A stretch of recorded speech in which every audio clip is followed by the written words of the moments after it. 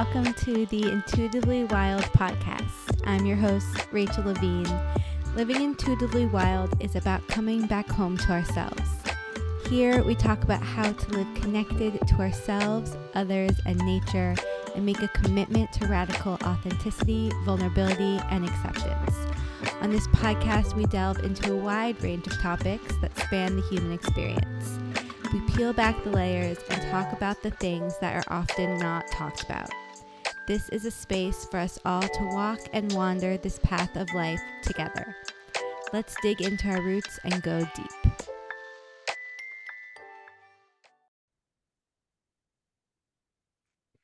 Sierra, welcome to the podcast. This has been a long time coming. We've been going back and forth trying to make our schedules work. And I knew, I knew from the start you were a kindred spirit. I felt drawn to your work and your energy for a very long time. But just the way we were going back and forth and emailing, like, oh, it'll all work out. Like I trust the timing. I was like, oh, we're gonna get along.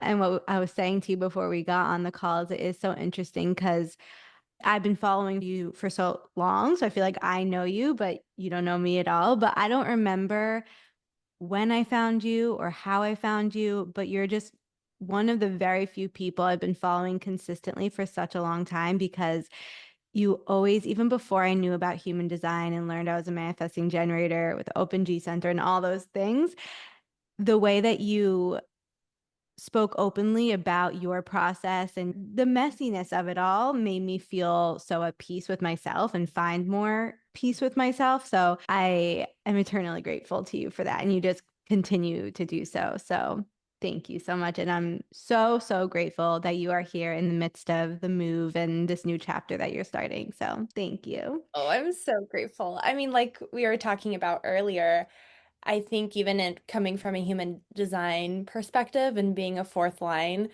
as I mature and I grow into like this forever blooming aspect of myself, like I'm getting so specific now without guilt or any weird energy of like choosing who I really want to work with or collaborate with or even just like have a conversation with now. And this was just one of those things where like my body was like, you can't let this go. Like you just like can't cancel this. So it's swirly nature, right? And I think if you're a man, Jen, listening to this, let this whole entire conversation be a permission slip, or anyone really, where it's not perfect. Like we've rescheduled this probably at least 4 or 5 times. And so I think it's just this opening in this raw vulnerability that I've had to go through. And I guess social media, it can either be like a really beautiful visceral channel for you to share that or something for you to completely hide it and run away from like being a human in the spectrum of it. And I feel like a lot of us are now leaning into the idea that it's safe and it's okay for us to explore all sides, and especially the sides that are not polished and perfected. And ironically, that's what brings so many people together. Like, I thought it would be showing up and having all of my shit together, like this, type of archetype. But that's just not the case. I find like most people who have followed me in all of the spaces that I've created and the niches that I've jumped in and out of, the number one thing that remains is the messiness. And that's what connects people in the web. So it's so funny how like that's the number one theme that always continues to come back. It's like if you're someone who finds that you have a hard time or you struggle with like showing up anywhere online or even in person with friends because there's aspects of your life or even of yourself that you're just like, I would die if that would literally be seen. Just like having those microdosed moments of yourself digitally, um, it brings some type of connection it's unspoken of, even for being on the internet. So I'm so grateful for your journey and for following me along through all of that. I feel like we've been in together because it's not me. It's a collective space. So thank you so much for that beautiful intro. It is so funny. I do feel like I've been in it with you to a degree because I am someone who likes things to I've spent a lot of my life in the past trying to be perceived as perfect and like very put together and hiding a lot of myself away because I couldn't always control how I was perceived, especially being a fifth line. And now I'm really leaning into the messiness and not overthinking things and not worrying about what people will think and just being like, this is where I'm at right now. And especially as I'm showing up more in person with people and just being like, I don't need to look professional. I don't need to do anything a certain way. People will either get it or they don't. And this is just who I am. And it's something I have to remind myself of and recommit to pretty much every day, especially having a business. Yeah, and I think that's really the theme that I've been hitting on this entire time, especially if you find yourself as someone who like whether you have a business or a passion project or just like the commitment to showing up more vulnerably, it's a commitment. And if you find yourself wanting to abandon any of those things, which I feel like all of us to some degree has at some point, I realize that, as scary as that word might be for some of us, there's actually such a beautiful power to like understanding that it's not something that's a negative that you have to recommit pretty much on a daily basis, I have found, because if not, you will lose your marbles and you're just like, I'm not actually here for myself or for my work or what I do. That it's actually a really positive thing to be more open about because so many of us are quietly closeting this idea of like, I could burn it all down in a second and I would never want anyone to know that versus like, now I could be a little bit more open about, yeah, this thing that even what we're doing right now today, this is a commitment. We are having to commit every single day to this, or else it could be so easy to just hit cancel on all of our subscriptions, our Instagram accounts, all of the things that we do. And it's really funny. I had a dear friend of mine, Emmy Ray, who runs the Daily Rest on Instagram, and we did a Substack workshop. And I remember people DMing me after, like, not about the Substack workshop itself, but just because I said, I need to be so honest with you guys. It is a fucking commitment for me to show up for my business every day. And there's days that I don't want to do it. Like, there's days I don't want to be an entrepreneur. And just being so open about that, it was that what was taken away instead Yeah. of like a Substack and creating off of different algorithms and kind of removing ourselves from the content machine a little bit. So again, it's like this idea of can you both be committed to your work in a way where you find like you're not being so critical of yourself when you do hit those slumps of like, I don't want to do this anymore. And I think also your cycle really impacts that, right? Like if you're late luteal, oh my God, of course you want to burn it all to the ground. Like give yourself grace Hmm. for those for being a cyclical being. So it's okay to like find yourself in the midst of negativity when you're like, "Oh my God, why am I like this? Why do I feel like I have to commit to this?" And other people make it look so easy and effortless and they can be on a linear path of wanting to do this journey for like 5 years, 10 years. And I've been doing it for a month or 3 years and I'm like ready to just quit it. That's okay. And I think that permission slips needed to be talked about more because I don't know about you, but I find that both in in-person and digital spaces, entrepreneurship's really glamorized, which Oh is yeah. beautiful because like you do like you get to create your own schedule, like you get to really like have more autonomy and agency with your life and create almost like a life first version of this reality because you have so much more power with what you're able to do and impact that goes so beyond working for someone else, I believe. But at the same time, especially if you don't have a team, it's not pretty. It's really not. And so much of your shadow comes up. And I always tell my clients business is going to be your greatest spiritual teacher. And as someone who's followed a lot of gurus and have done a lot of modalities and have gone into so many rabbit holes with different healing practices, I would say business is like my biggest spiritual slap. And I'm actually really, really grateful for it. So I think what you talked about, like this idea of like, I have to commit to this all of the time, just like allowing that and that there's not any negativity around that. And maybe, I don't know about you, but I used to have negativity around that where I really judged myself for needing to be so committed. And we can also talk about, having an open heart center. Like we don't have consistent willpower and ambition to keep things going and like hustle and grind. So, yeah, I don't know if that was related to anything at all, but No, no, that was so needed to be said. And it touched on so many things I want to talk about. So we will circle back. But first, I have to ask you the first question that I ask everyone, and I love how it's taken us so long to get there, which is, what is something you wish people knew about you that you don't think many do? Hmm.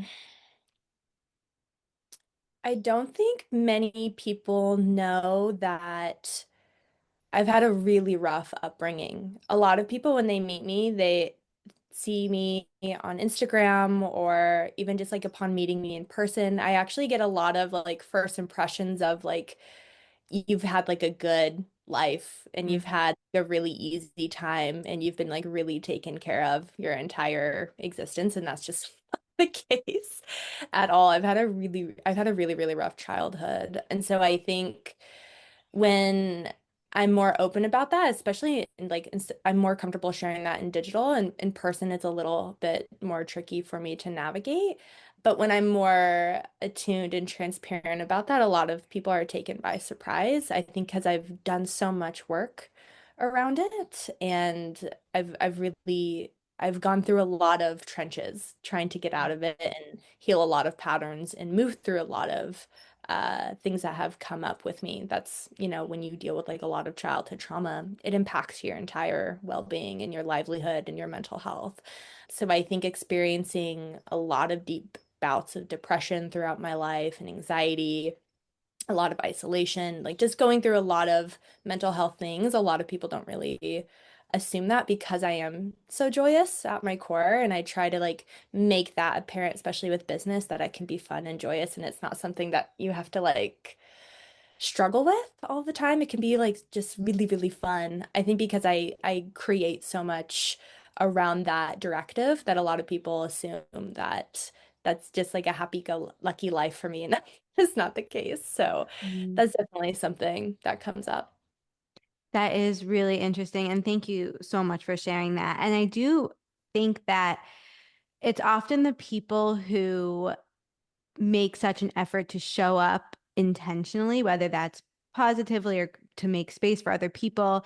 Those are the people who have been through a lot in the past. But often people are just seeing who they are and how they're presenting themselves right now. And we kind of forget to think about the path that led that person up until this point. And I can relate to that in the sense that like my past has really informed how I want to show up now. And so I choose that intentionally. Again, it's a choice, it's a commitment. And I'm curious if there's a lesson that you've learned from your past that really informs how you show up now, if there's something that's often in the forefront of your mind. Yeah, I think the first word that comes to mind is community. I was a very hardcore Aquarius lone wolf as a child, and because we moved around a lot and we were in and out of so many different housing situations and in and out of different income, like poverty, like we were just like it was so much like movement and destabilizing, to a child, to a nervous system, that I think I really lost my way with friends and just actual connection. And so for me, because that was so imprinted and it almost like left a stamp on my lived experience and this reality that I create now in my 30s, that's really like the main core of what I do, is bringing people together in and outside of my work. And so now female friendship is like such a huge anchor in my life, and it's so beautiful, Rachel. Sometimes I want to cry and pinch myself of like the friends, the angels that have come through my realm, just because I've healed so many layers around isolation and connection. And a lot of that too, wanting to just hide my past and my childhood, and even growing up, like not wanting people to come over to my house because I didn't want them to see my house. And just, I really had to protect different parts of myself in the act of connection and community, that now that has taken me into a journey of adulthood where it's the opposite, where it's showing those parts of myself that have opened the door to like really, really aligned, genuine friendship and connectivity. So I think that's been really healing for little me and different parts of me, is seeing that, oh, you actually get to really connect even deeper, actually showcasing those parts that you were like, if that was shown, if that was exposed, I think I would shrivel into nothingness. And to know that it's like No, this is like pure beaming light. It's expansion for you. So that's definitely one thing that's actually like a nucleus and an epicenter of my world right now is community, specifically with females. Yeah. Wow, I love that you bring that up because that's like a core theme of my life right now for different reasons, but because I also went through a period of isolation and struggling with community and keeping everyone kind of at arm's distance and going through my own healing. Now I'm like, oh, all I want is community. All I want is to deeply connect with people. And the way through that is by being fully authentic and like sharing the messiness, sharing what I used to think was so shameful, and just allowing that to be seen. And it's such a new chapter in my life. I'm constantly looking around like, wow, I am choosing to show up so differently in my life than I ever did before because now I'm choosing to put community and connection first. But sometimes that can be challenging. Speaking of this manifesting generator swirly nature, of I don't always know how I'm gonna want to show up or what that's gonna feel or look like for me. And I know you talk about that a lot in regards to your business, but I'm curious how you navigate that in friendships. That's really beautiful, and I think it's something this past year I've gotten a little closer to. I don't know if I'll ever have the answer with myself for as long as I live. Maybe when I'm 90, I'll have it figured out in that regard.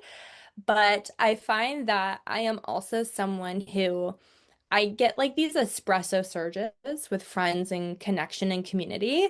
And it's like my body cannot get enough. It's like starved, even though it's not, of like getting people together and like this friend, I want you to meet this friend. And then we need to all come together for tea, come over to my house. There's a lot of that takes place. And then when I go through like lot of melancholy or like just like some type of swirl within my emotional wave as an emotional authority, then it's just like you don't hear from me Yeah. really long time. And I feel like it's very well stated and notorious now with closer friends and friends that know me that if you hear from me and you get a voice memo from me, you might not get one for me for another 1 to 3 months until like I pop back in with life. So I think actually even in my personal life, just like with business, it all comes down to self-acceptance. And that's probably been my hardest journey just with quote healing alone is accepting that it's not something that I need to edit or modify or fix within myself when I get these surges and I'm so excited to like be with friends and travel and go to events and just do all of the pop-ups and all of like the wonderful things that exist in this world. I definitely have moments where I'm just so into my own world. And that's again something that I would judge within myself versus like I gain so much more data and I can show up more as myself when I'm with community, when I'm with friends, when I go so deeply into my inner core and I just kind of like shut out the world. Maybe I'm just in my house or I'm taking a lot of walks or I'm going to the beach. And it's really just such a solo process, but I gain so much perspective and so many different lenses when I'm by myself. It's almost like I get to turn my signal on a little bit brighter and lighter for like some type of other Aquarian aliens to come through and like just like my scope of how I see the world. And it just like allows me to develop as a human being much quicker, but also just wider in all regards. So I think it's a balance and it's okay to say that you don't know what balance is. And I think balance is obviously a very thrown out word in health and wellness. But I think balance, it's the definition of it changes every day and it doesn't look the same week by week or month by month or year by year. And so for me, it's accepting that I'm really a social butterfly. And then there's times where like I do not want to talk to a single person in the world. And I literally want my own house from my partner. So it's like an ongoing joke that we need to buy like land so that I have my own house for when I'm in my cocooning era, which is like at least once or twice a month, just so I can just like have my own kitchen. And that's like a running inside joke we have. But yeah, I think it's acceptance that regardless, you're going to have moments where you actually can't even be there. You can't be present. You can't respond to someone that you wish you could. because you're going through your own world. You're navigating through your own muck and your layers. And again, it comes back to not being perfect and realizing that at the end of the day, even though we're flawed human beings, that's also the perfection. It's like accepting and owning that. And so that's how I navigate that. I realize that I think owning it and even like being very upfront, especially when new friends come into my world, I almost have to give them like a little energetic agreement of like, if you are coming into the contract of Sierra McDaniel's world, this is how I respond to voice memos. This is how I don't respond to voice memos. You might not hear from me. We might see each other all the time. We might only see each other a couple times a year. Please don't take it personally if that doesn't work for you or fit your needs. I'm so sorry I can't show up in that way. I think it's like ownership and acceptance. It's a balancing act. So I think that's how I navigate it. Mm. No, I love it. We just need to give everyone manuals on how to be friends with us. Like guidebooks like printed out, and then here's also my birth chart. Here's my human design graph. Here's all of the details you need to know of like I go on airplane mode at 9 p.m. at night. Like there's all of like my rituals so you don't get offended or take anything personally if you don't hear back from me from God knows how long. Truly, truly. And I do think that the most important components are self-acceptance, then communication, like just being upfront and honest with people about who we are and owning who we are and knowing that their reaction to who we are won't impact us, won't change our self-acceptance, won't change how we're showing up and just being unapologetically who we are. And that allows everything else to click into place, everything else to flow, because otherwise we're going to find ourselves shape shifting and kind of like contorting ourselves, trying to fit into the boxes that people want us to. And we never will end up with the right people in the right places. And it just blocks the whole thing. So, really, just letting ourselves be who we are, and that will allow everything that's meant to come our way. And allowing it to be a process. And something I've been saying to myself a lot recently is I'm allowed to meet myself anew every day. Like I'm allowed to check in with myself and see how I'm feeling and what I need, and for it to be completely different today than it was yesterday, and to allow myself to be surprised, to learn new things about myself, and to not judge that. There's a lot more talk around not being judgmental of other people and being more accepting of other people. And obviously, that's amazing. And we need that so much. But we need to give that same permission and self acceptance to ourselves, that same curiosity and openness that we do to other people, to ourselves. And I guess that sounds cliche now that I'm saying it, but I actually, it's the simple things. It's cliche for a reason. And the process is the whole point. And that's one thing that draws me to you, and everything you share time and time again is how you share the process and how you allow it to be the whole point. And there's no end goal because we're constantly just showing up and surprising ourselves and letting ourselves pivot and change and transform and letting that be okay. Isn't that so relieving though? There's no end goal. And I think when you first get into this idea of maybe the word is healing, or maybe it's shape-shifting or evolving, illuminating, improving, whatever that is for you, I think when we initially set out on that labyrinth, there's this idea that you come to a place where you feel like you're done and it's final, and then you exit out and you become like this brand new person. Where I find, number one, the greatest shifts take place in simplicity and not like this grandiose, big, okay, I entered this portal of healing and now I'm this entire new person on the outside.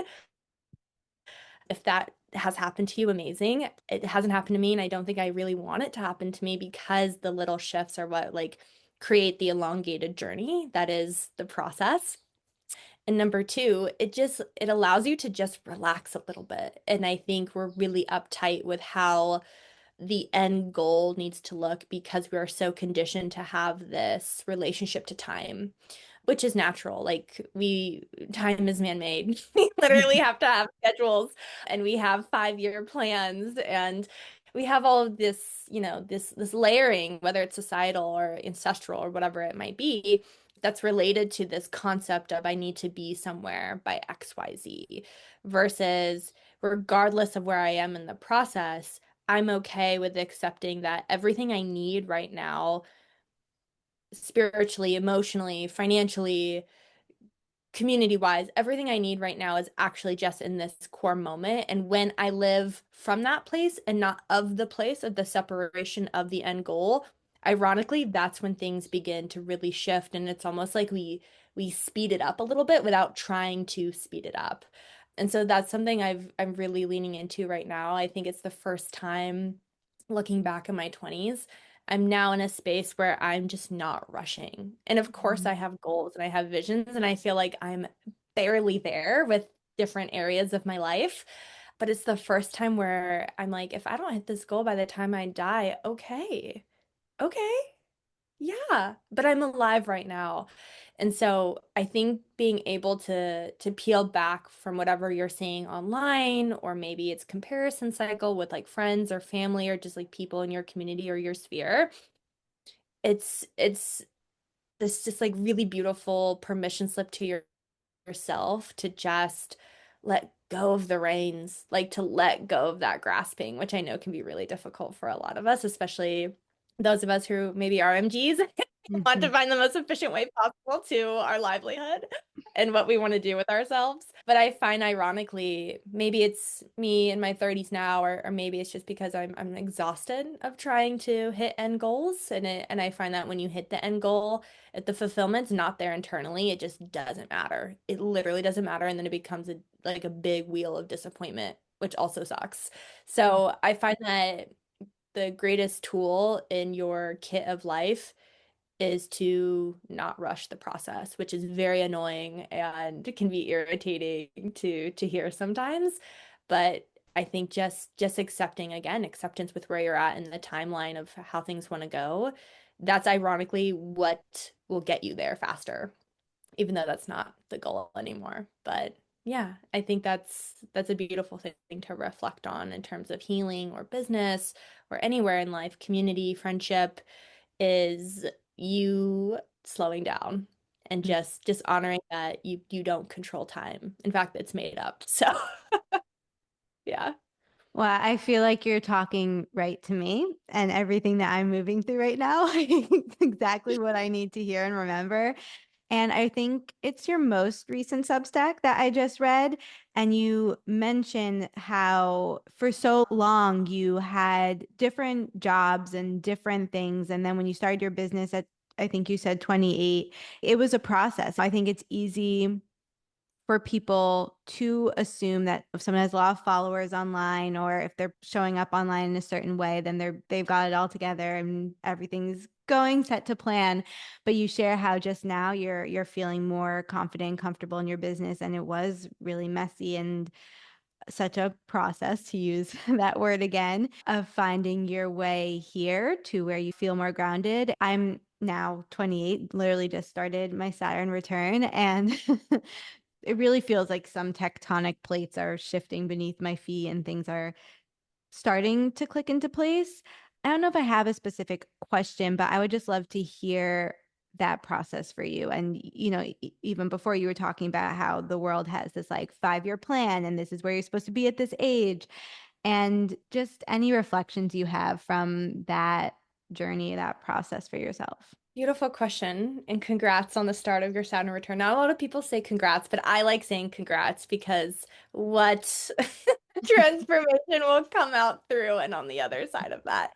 To be honest, I felt like such a late bloomer starting my business that young because so many of my entrepreneurial friends around me or that I had seen online, people were starting businesses in college that I knew, and people were like hitting six figures by the time they were 25 and hitting 30 under 30 Forbes list. And I'm like, okay, I really want to start doing my own thing at 28. And so I think looking back, I always had an entrepreneurial mindset simply because I just couldn't bear working for anybody else. And that was like the main, I guess, inspiration for wanting to work for myself. But, my career started in the health and wellness space and doing all kinds of different jobs in that. And then towards the mid 20s, I started freelancing. So that was technically having my own business because I wasn't really working for anyone. I was just working for different brands, doing all kinds of different things. social media, marketing, branding, personal assistant stuff. I was just like classic MG throughout all of my life. And then on the side, like walking dogs, delivering flowers. And so I was always kind of like doing my own thing throughout my 20s outside of full-time jobs whenever I would have them. And then when I decided to start my business, it was like a really dark, voidy period because I just was like so alone. I didn't really have any expansion of like actually how to do it. Freelancing is different because you literally get paid like from brands and people that you work with, and it's word of mouth and it can continue like a network. Versus, okay, I registered my LLC, I made an Instagram account, and now what the fuck do I do? Like, how do I make offers?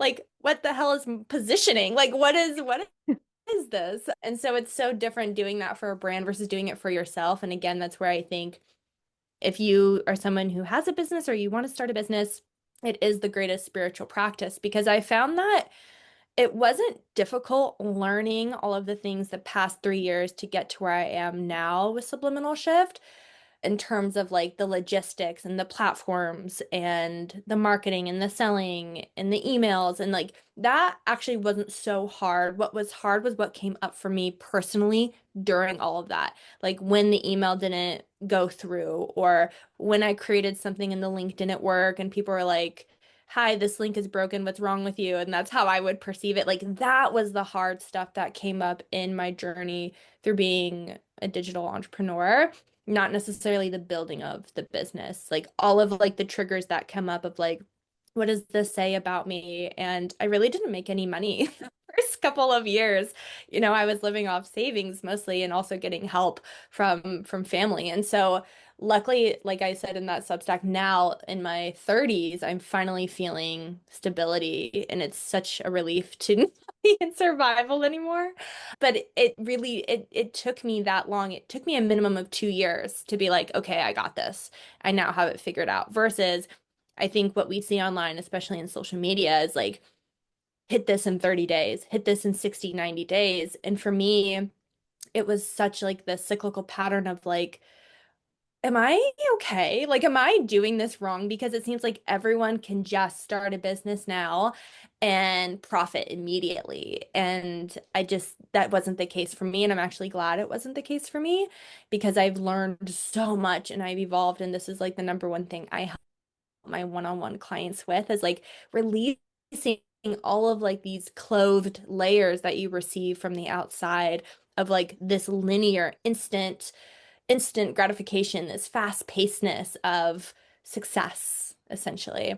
And so along the way, my biggest journey was rewiring the idea of success. And that didn't look like financial success for my first couple of years. But what it did look like was freedom success, success to take my dog to the dog park whenever I wanted, success in I get to have tea with clients, and that's part of our mentorship journey.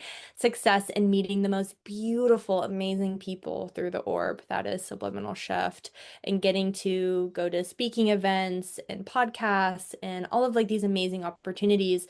That was my success. And I had to really rewire that because growing up, and I guess just around me in general, success was only linked to what you had in your bank account. And that was what that word meant. It meant money, to put in like very simple terms. So I've really had a big journey with the word success. And ironically, now I'm in a place where I feel like I'm just not thinking so much about the financial piece, even though the financial piece is finally stable for me now. But I also am so open to understanding and knowing that at any time that could go away. And I'm so realistic and open about that, where there might hit a point where I don't want to do this anymore. Like truly, when I'm just not outside my luteal phase, or things crash and things like just don't end up working out. But I think going through those first like 2 really difficult years in my like infancy of business, and I think I'll always be an infant. I'll never be a master at this, but I think it's those first 2 years taught me that the security, the stability, it has to come from an internal place. I can't rely on anything outside of me. Vanity metrics, followings, any type of numerical value, what we call value now, which is made up as well. Depending on that will like really kill your spirit and also really screw with your mindset around the epic things that you're doing as a human being, just putting yourself out there online. And so I think that's a pretty decent synopsis of like the journey thus far to get to age 31 in business. Yeah, and that's something that I've learned and processed and reflected on a lot is what success means to me and redefining my definition of the word success and choosing for myself.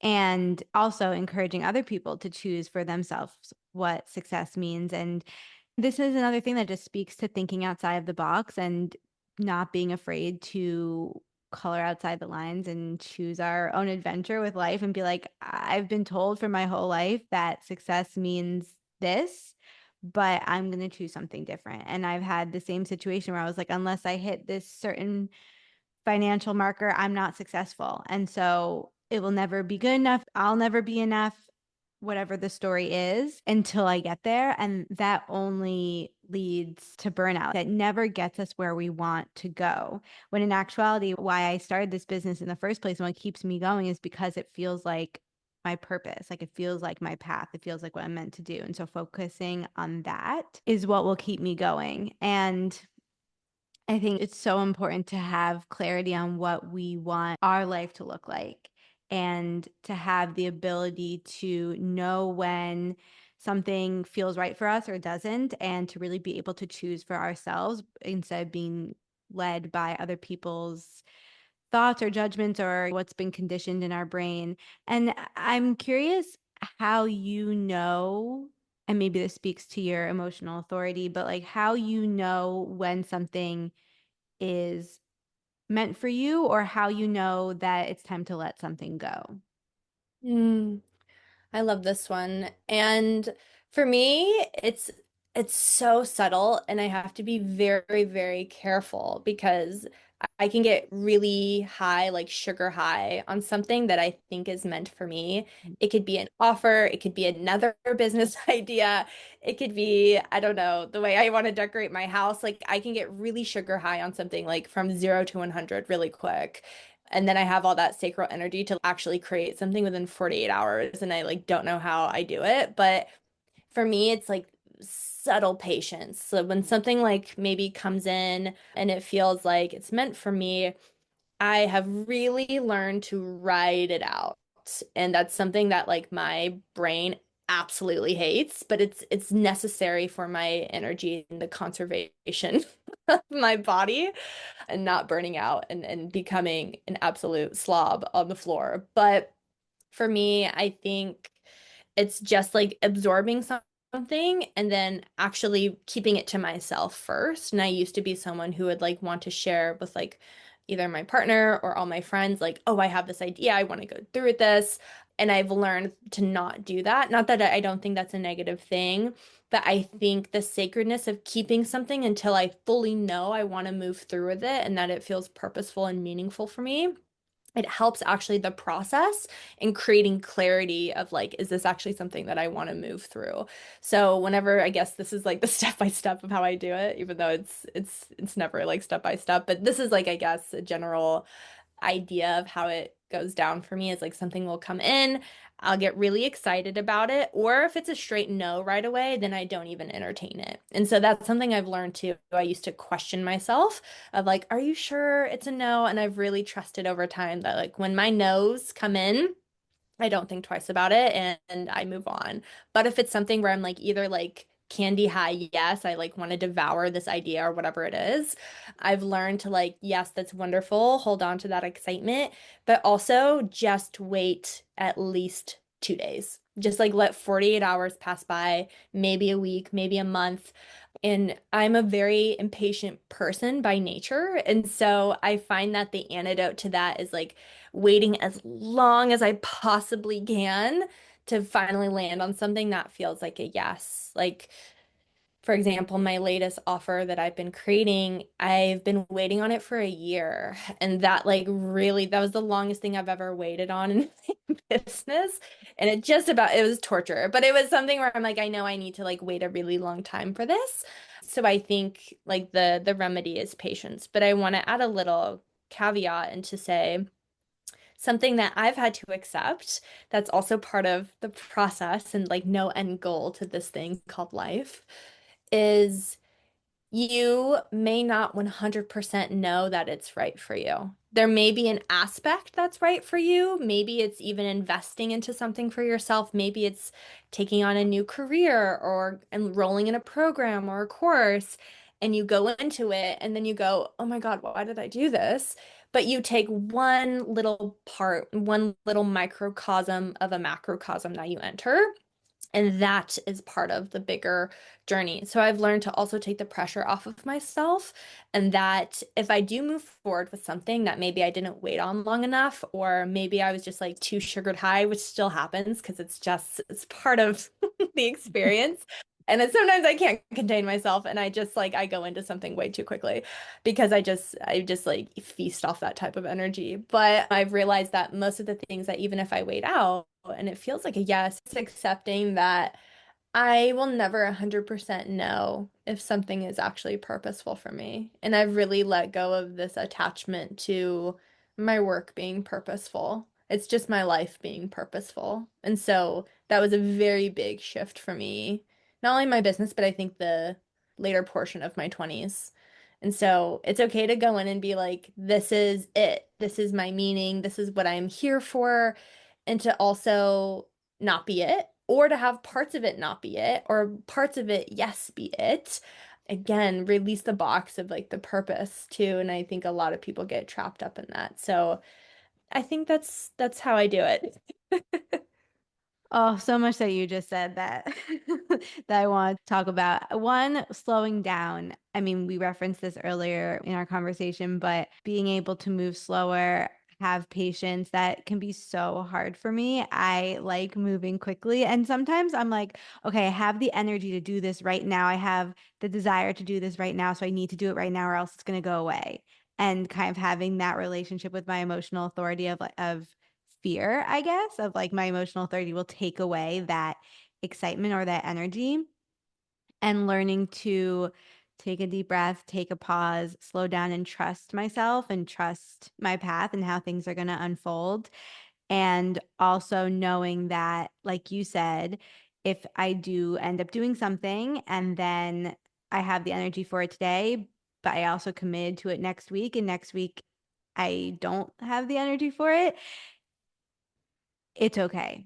And to not view that as a failure or as anything wrong with me. And like you were saying, take what I did learn from it and see that as the success. I had the energy for it last week because it was meant to unfold in this way, and really trusting that.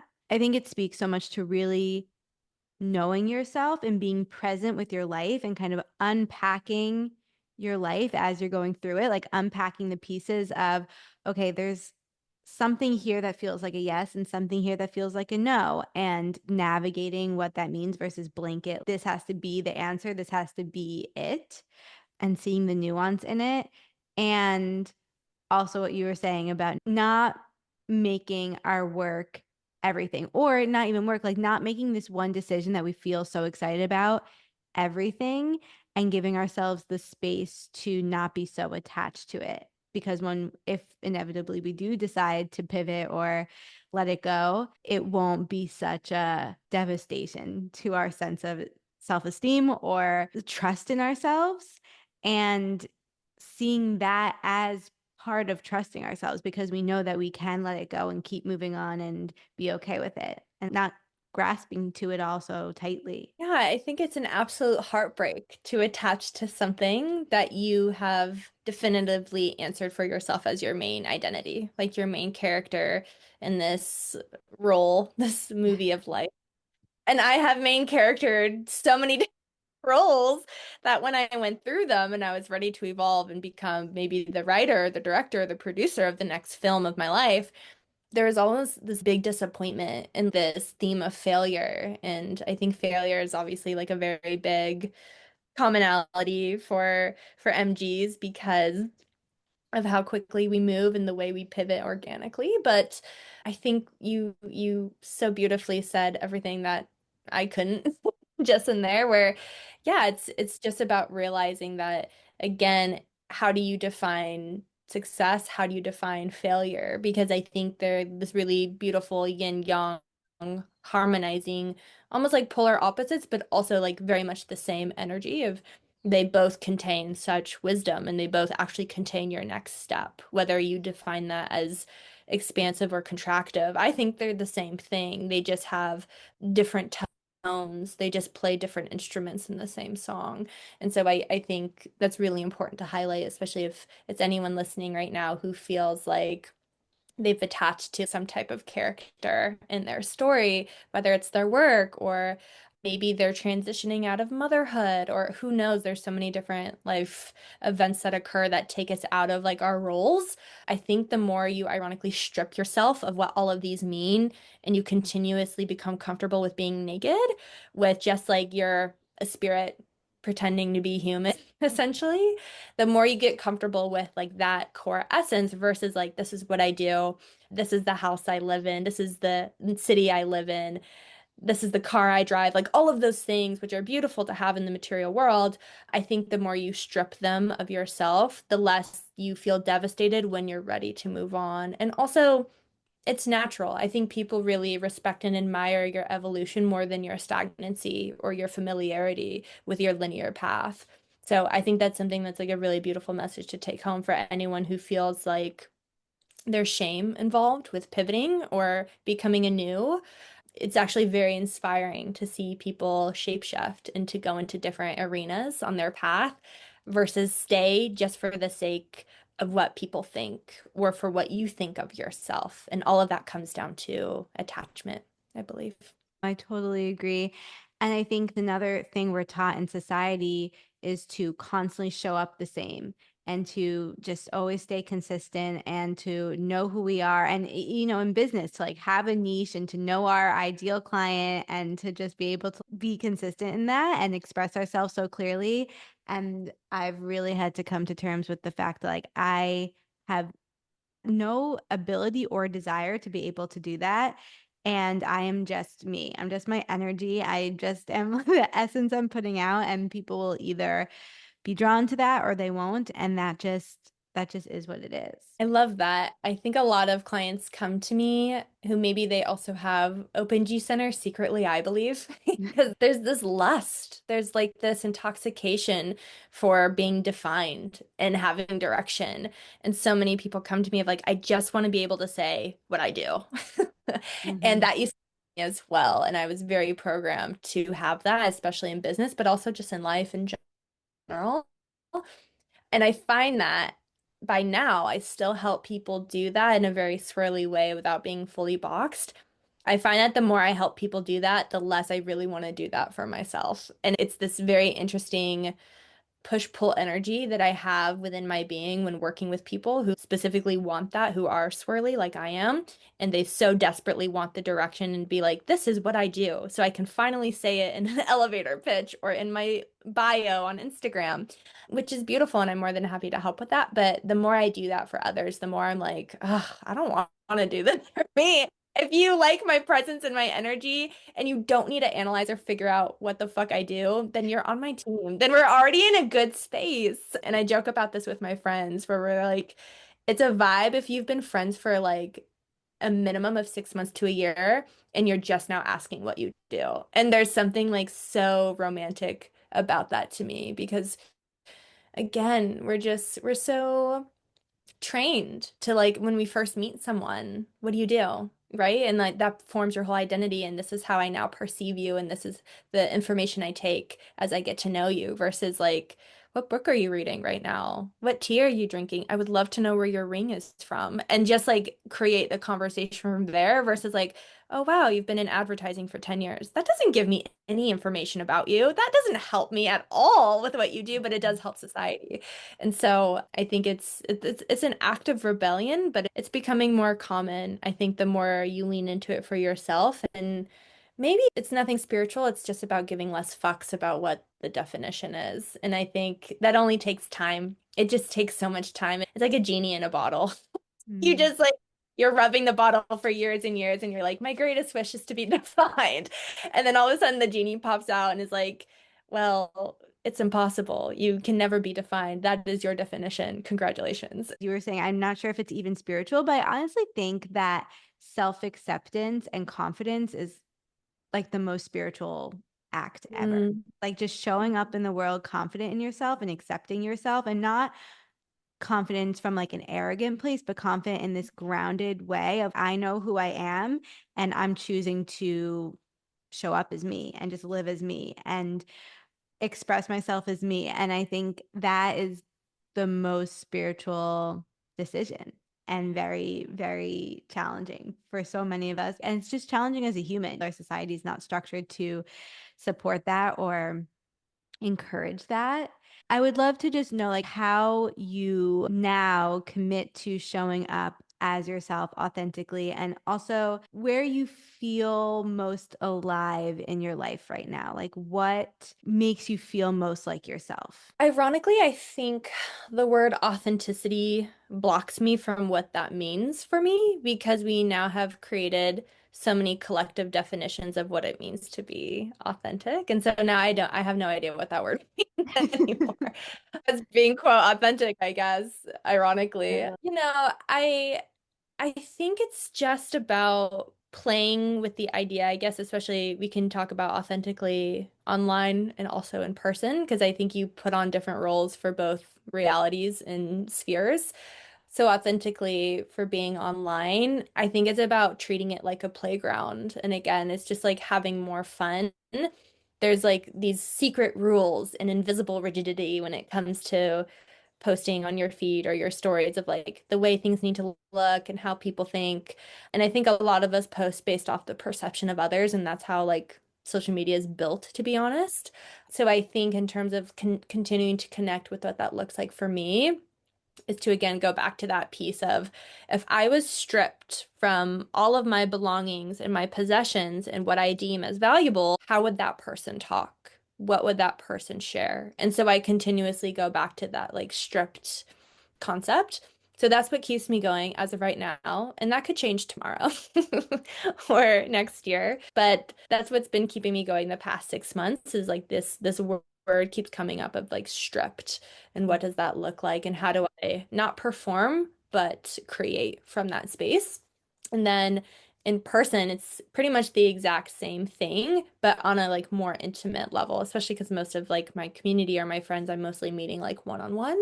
And so it's more of how can I share that stripped energy, but in a much deeper, intimate place. You can be intimate on social media, but there'll always still be a barrier because you're not like in a lived room. You're not breathing. You're not seeing that person move their body. You're not seeing them literally breathe, their chest rising. There's such a different intimacy. Like biologically, your nervous systems are regulating together.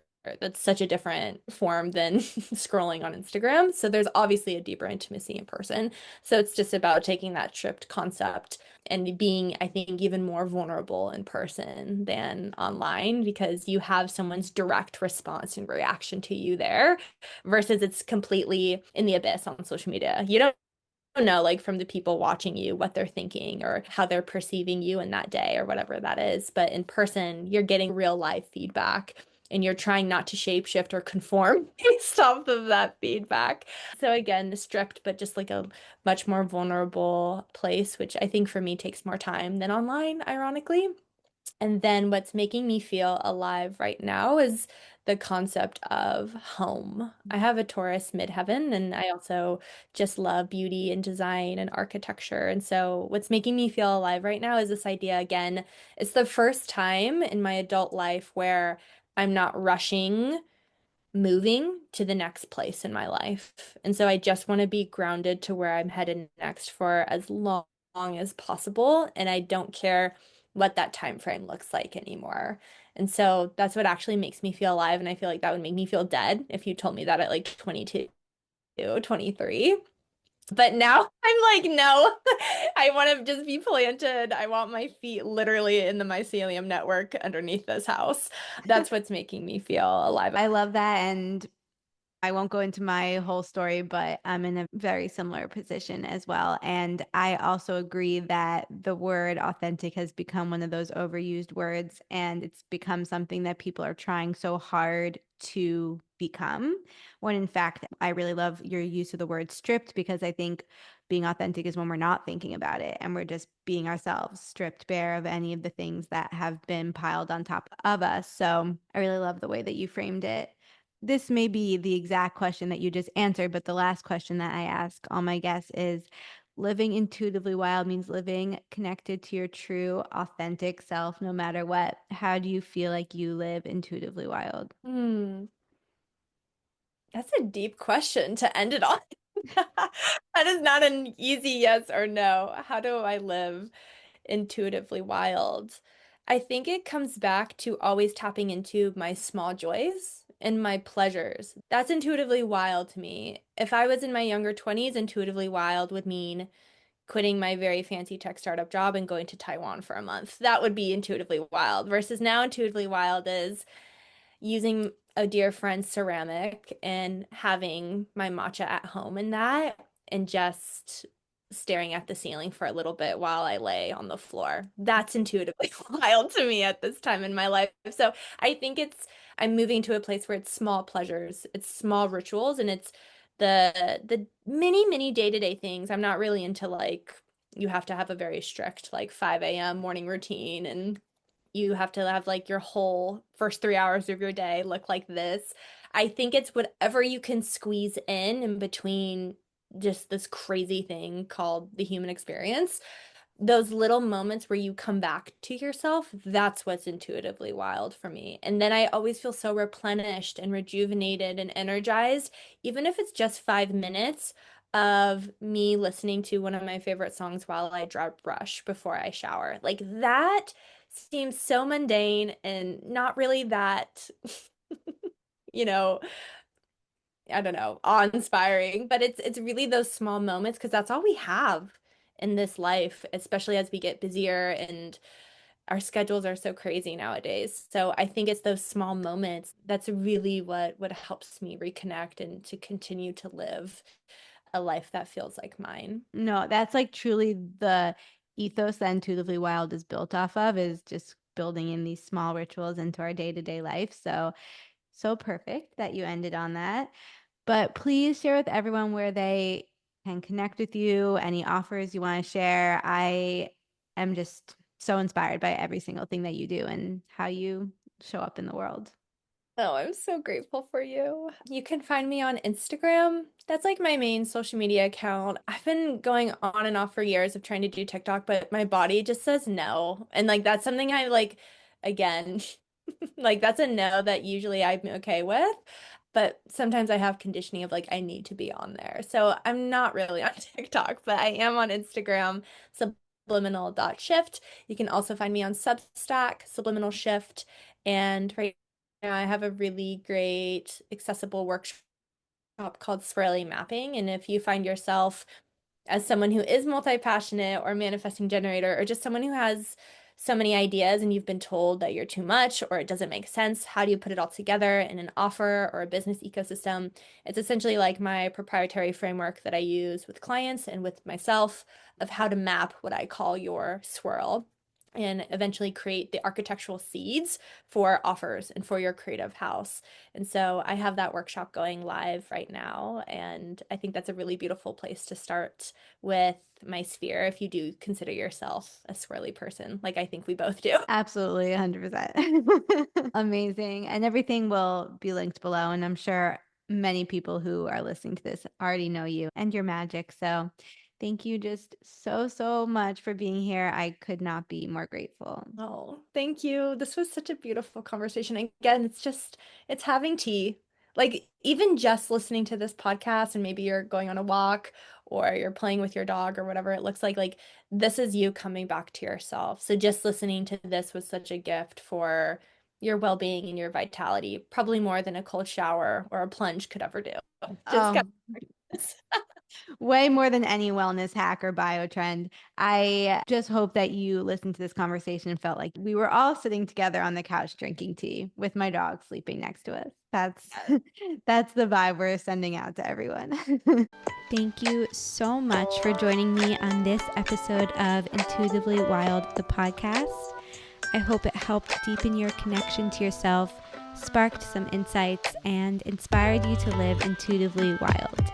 If you enjoyed this podcast, it would mean so much to me if you would share it with others and leave a rating and review. And please reach out to me. I would love to connect with you. I will see you next time for more magic.